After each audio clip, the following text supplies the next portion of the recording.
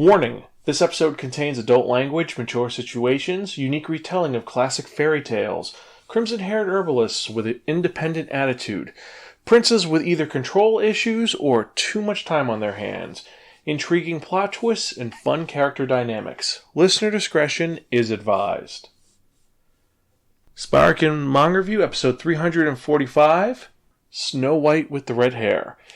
Hello everyone and welcome to another episode of the Spiraken Manga Review, some podcasts and reading reviews about connecting enhanced narratives. I'm your host Zan, saying konnichiwa, aloha, buongiorno, and what's up? Yes, we're back for another fun-filled episode of this wonderful podcast that's been going on for so many years now.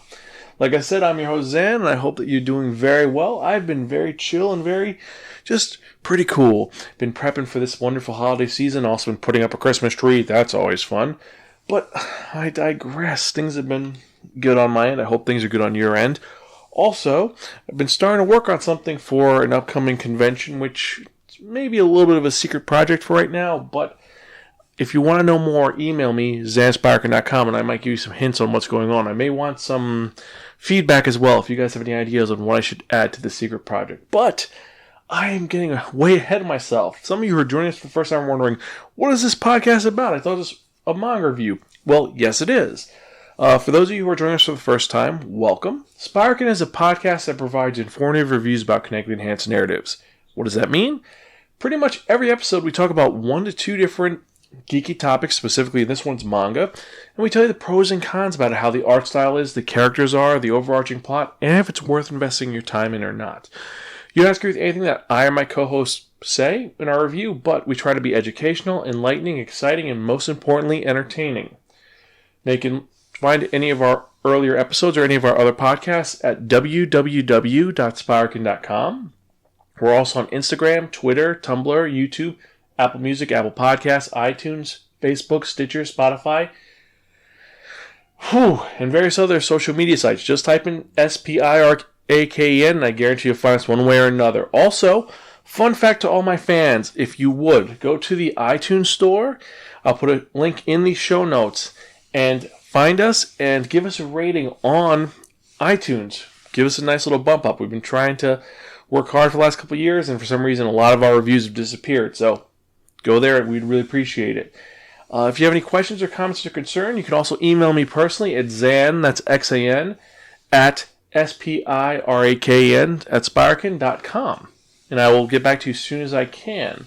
So now that all of that laundry list stuff is out of the way, let's get to it, shall we?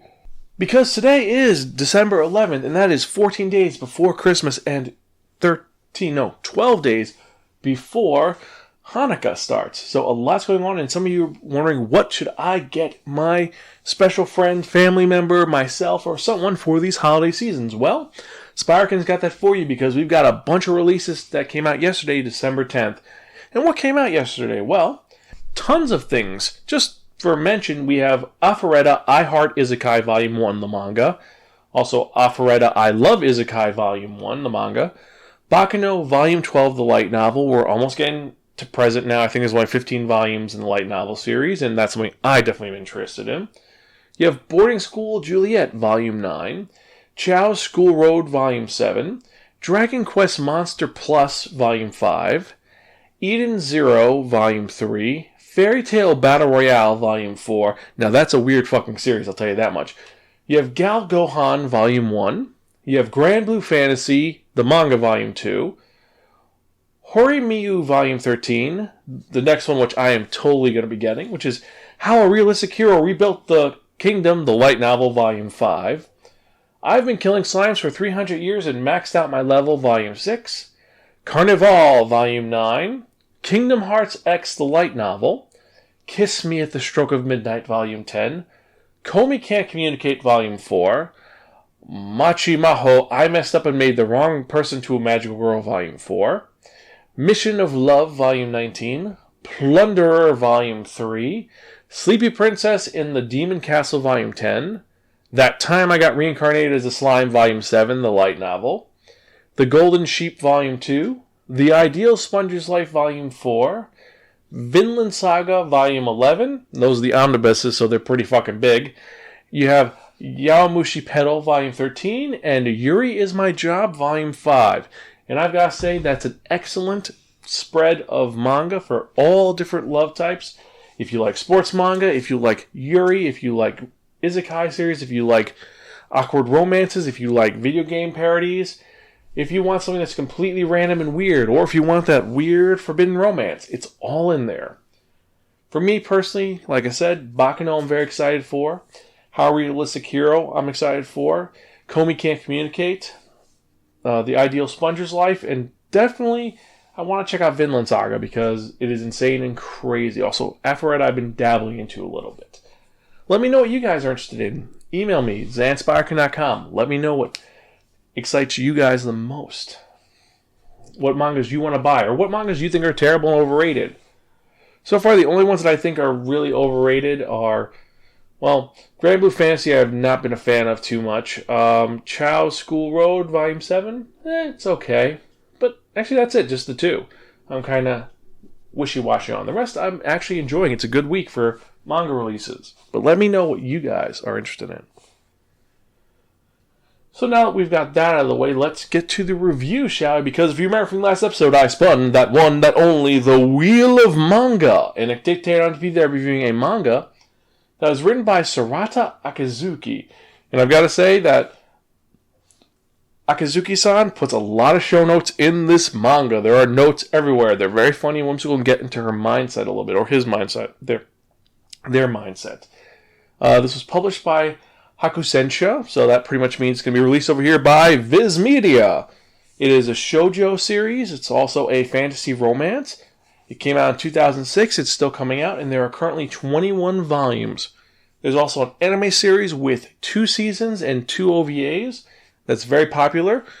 Greta is a huge fan of the anime series, and I may or may not have bought her the first volume for Christmas, but I don't think she's going to hear that. Originally, she was going to be in this episode, but work stuff happened, so she sends her apologies, but worry not. We have a bunch of other stuff happening this week, and I guarantee you she's going to be in those because we've got a lot of stuff we're reviewing, including a certain little film series that we've been binging to get to because we have an awesome, review for a new movie coming out. Well, it might be awesome, it might be terrible. The last one was questionable at best, but we digress. And the manga that we're talking about right now is called Akagami no Shirayukihime, or Snow White with the red hair. And this is a retelling by Sorata Akizuki of Snow White. And it's done in a very unique way, because originally this was going to be a one-shot, and that spun into its own thing. And this is the story of Prince Raj of Tanbaran. He is a spoiled, horrible, he's a jerk who talks down to his servants, and the first line is, "Mirror, mirror on the wall." I'm not a mirror, sir. Shut up, you're a servant. You're whatever I want you to be. So who is the fairest in the land? Well, there's rumors about a girl in the peasant area. I think she's a herbalist. With red hair. Red hair, you say? That sounds kind of intriguing. That'd be a nice addition to my harem collection. Make a choice to her. Tell her that she is to be my next concubine. And that's where this starts. Shirayuki is an herbalist in the country of Tanbaran, and she's very good at her job, and she's loving and caring to everybody.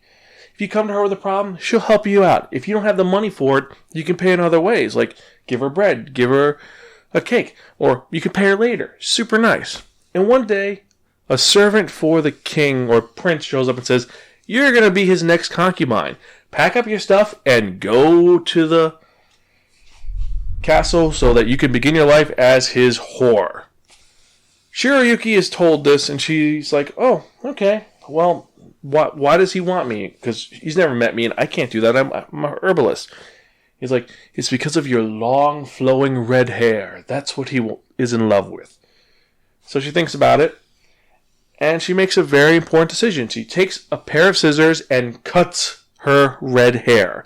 Cuts it down, puts it in an envelope, and leaves it in her herbalist shop, grabs some clothes, grabs some herbs, and leaves the country, fleeing, saying, "You know what? Peace! I don't need this." And she ends up going away and running away. And as she's going away, she's traveling, She travels a country over and ends up at this little, well, there's a house that's been not abandoned, but no one's there. She's not going to invade in, so she ends up falling asleep by the house. And she bumps into this weird guy with a sword who's like, "Oh, what are you doing here? You shouldn't be here." "Well, I didn't mean to hurt you." It becomes a whole, the comedy aspect of them running to each other. Something happens, and the guy who shows up introduces himself as Zen. And since they were introduced, he ended up hurting himself. And she says, "Listen, I'm a herbalist. I have some medicine that'll make that feel better." And as he's saying this, two people show up and accuse Shirayuki of trying to hurt Zen. He's like, "Wait, what? I wouldn't hurt him, but fine." And so they don't trust him. They think that maybe Shirayuki's an assassin for whatever reason. For this guy named Zen. She's like, "All right, fine." She goes, takes Zen's sword and bashes it against her arm. Not breaking her arm, but hurting her arm really bad.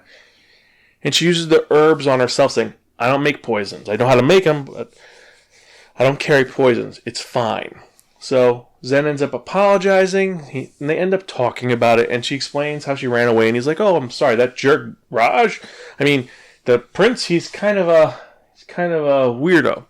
And as they're talking, walking around, they end up going back to the house, and they're able to get into the house. Maybe it was Zen's house, we don't know.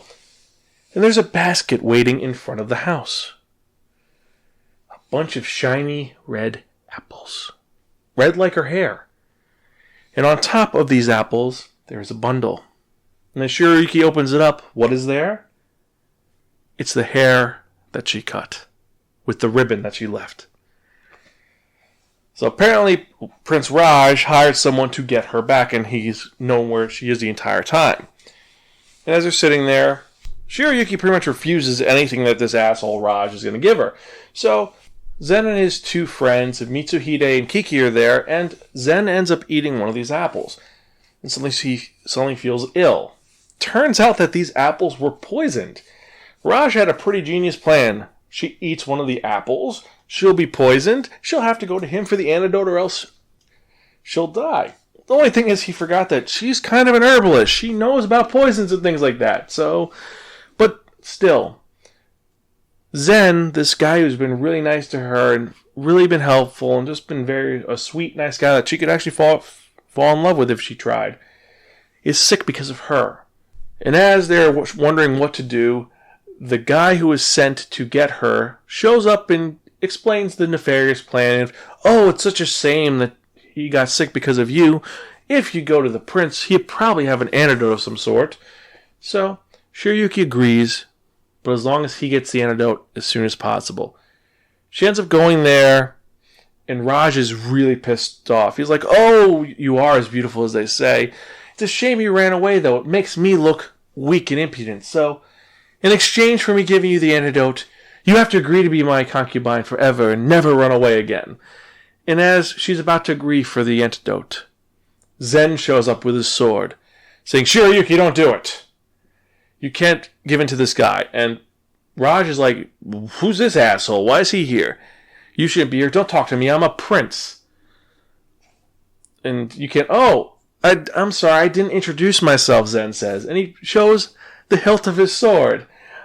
"I'm Prince Zen Wisteria, the second prince of Clarence, and you seem to have poisoned one of the princes of another country. This could cause problems when my brother finds out." And it's like, oh god. Raj realizes he may have unintentionally started a war with a country that is bigger and stronger than him because he's an asshole. So he's like, "I didn't do it. You can't prove anything." He's like, "Well, fine. Well, you give me the antidote, and then you swear off of Shirayuki forever, and we'll call it even." So Raj agrees, and Shirayuki's now free. What is she going to do now that she is free to go where she wants to? She decides that her path is going to lead her to walk by Zen, her Prince Charming. And this was the beginning of the one-shot. The first chapter is just this story. And from here it is the adventures of Shirayuki in Clarence trying to get closer to Prince Zen. And how will she do that? Well, she ends up wanting to become the court herbalist. The court doctor. And if she lives in the castle, she could be by Zen. It won't be just the commoner who's hanging around the castle. She'll actually have a position. Now, there are people who do not want this to be the case. Perfect example is the Marquis Haruka, who's the advisor in the castle, and he thinks that Shirayuki isn't up on the level.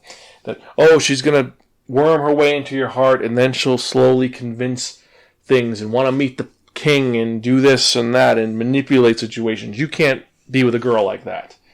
But Zen really, he doesn't give a shit. Zen is a prince who will shirk his duties and run away. He's the second prince, not the first prince. Now, if you know about royal lineage, it goes, generally there is a spare for the heir. And that's what Zen is. The heir is his older brother, and then there's Zen. So when Zen's brother becomes king, Zen is just the prince until Zen's brother's kids happen, and then he is no longer an heir to the throne. He can do whatever he wants. But until then, he has to be there as kind of not a fake prince, but he's still got to be part of the government, and he doesn't need that. And, I forgot to mention, Mitsuhide and Kiki are his servants, who are also kind of a Greek choir, who make things interesting. They're his best friends, and they're also kind of rooting for him to end up with Shirayuki, because Shirayuki is such a good person, and she's not bad.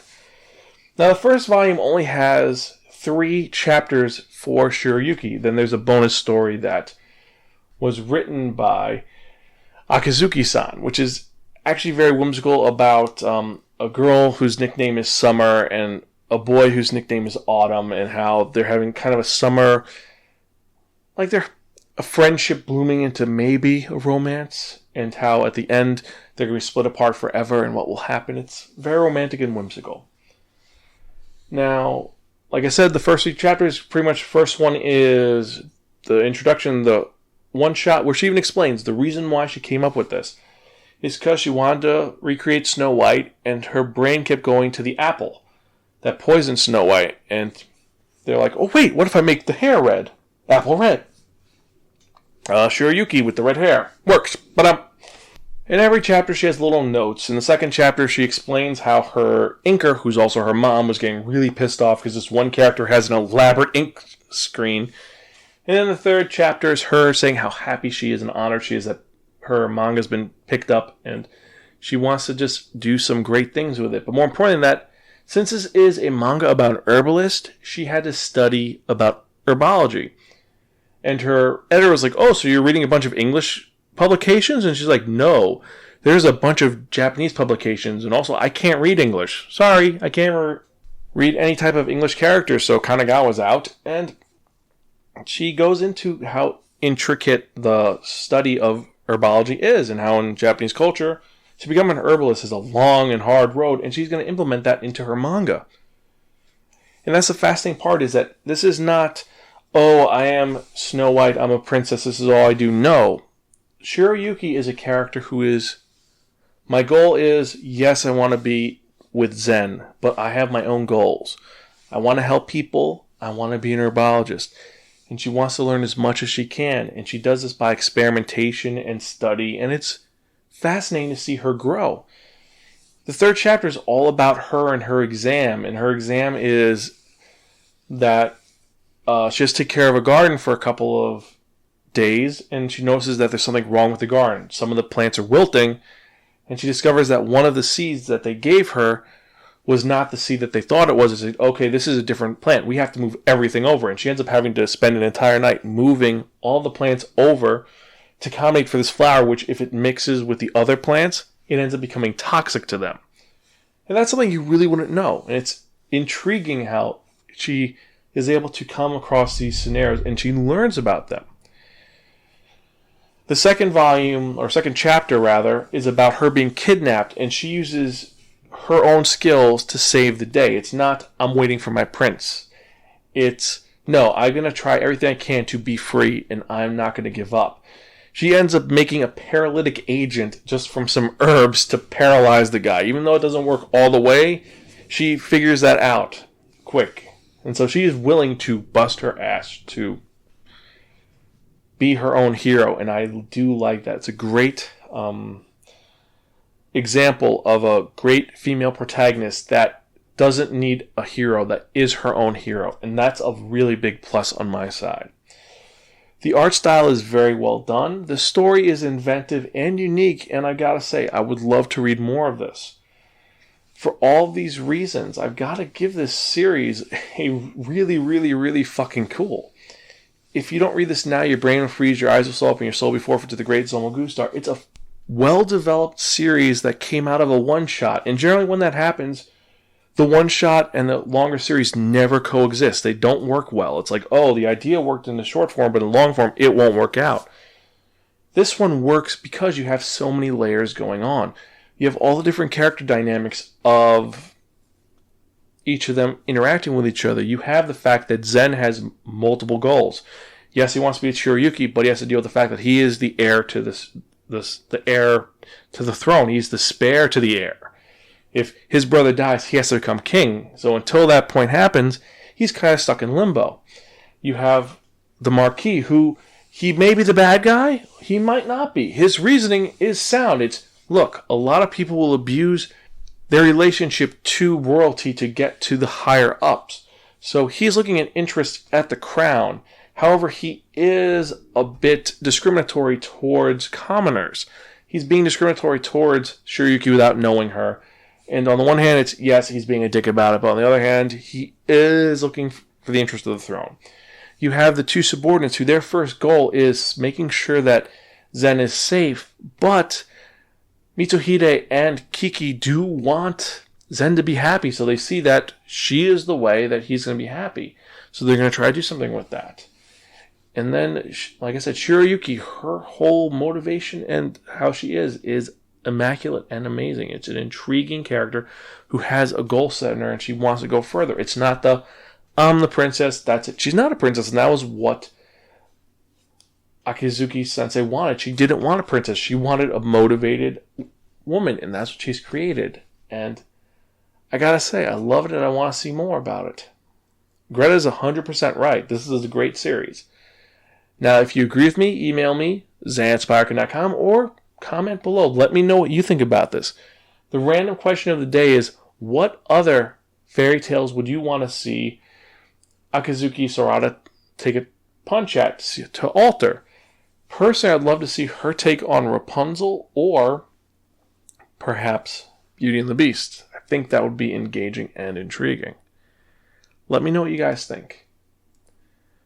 Remember, you can check out any of our earlier episodes at www.spiraken.com. You can email me personally at xan@spirakn.com. You can find us on YouTube, Facebook, Instagram, Twitter, all those lovely social media sites. Just type in Spiraken, Spirakn. I guarantee you'll find us. And to help out the podcast, go to podcast.apple.com to find us and leave us a good rating. To make it easier, go to tinyurl.com/helpzan. HELPXAN. Go there, leave us an awesome comment, rate us high so we can get a little bit higher in the ranks. It's been a while since we've had some ratings, but give us some good ratings. Let us know. So, guess that's it. We should get to the part that a lot of you have been waiting for, the most popular part of this podcast. And what am I talking about? I'm talking about that one, that only, the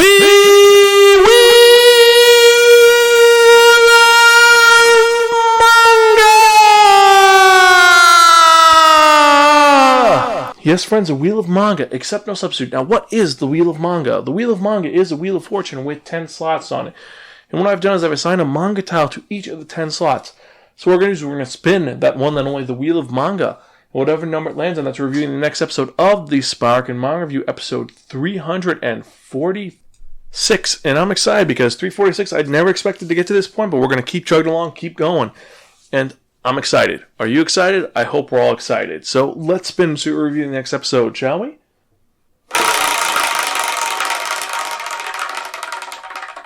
Not the best spin I've done, but it kind of works, and we're at number 7. So, in the next episode, we're reviewing a manga which has a very cute and happy title. Happy Sugar Life. What's it about? I don't know, but we're going to find out. Either ways, thank you guys for listening. I hope you guys are doing great, and it's always awesome to have you guys listen to our podcast. Keep listening, keep checking out, keep reading manga, and this is your host, Zan. I'm Gonzo. Catch you guys next time.